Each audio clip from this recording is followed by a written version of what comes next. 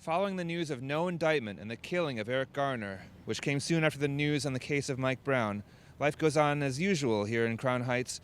But Pastor Frank Black has been well acquainted with the subjects of policing and race firsthand throughout his 35 years as a priest.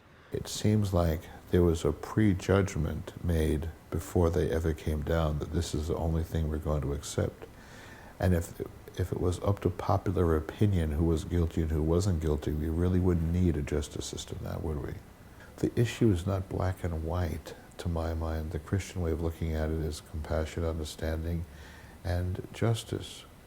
And the grand jury said that this was not an indictable situation. I think we need to go with that. We just can't keep presuming that everything has racial bias to it, because not everything does.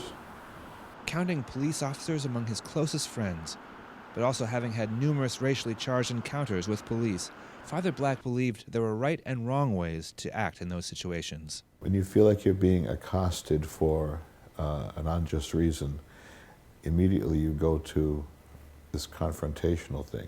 What are the cops supposed to do? Say, oh, I'm sorry, didn't want to offend you, and walk away? I mean, once the confrontation starts, if that was just all you needed to do was like yell and scream and carry on with them, we'd have anarchy in this city. I had to back down. I mean, my car got pulled over once. No, my car broke down once, coming back from Pennsylvania. And I was trying to tell the policeman that came that I had made a phone call, and they were coming to tow the car. It was a rental car. And when I picked up the phone to show him I'd made the phone call, he pulled a gun and pointed at me. And I immediately my hands went up. I said, okay, it's a telephone. So I've heard of these stories. I asked Father Black his view of the protests over the decisions. The outpouring of protests are indicative of years of abuses that went unaddressed and non-confronted. I don't know if they necessarily apply in these situations, but we're reaping what we sow from years of abuse, of having it happen. And for years of having, yes, I'm going to go there, years of having certain members of the police departments in this country pull things that never should have been allowed to happen.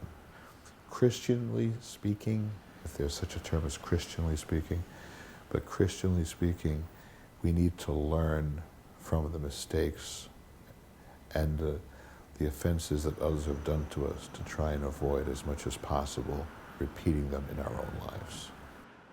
Reporting for Currents, I'm Konrad Aderer.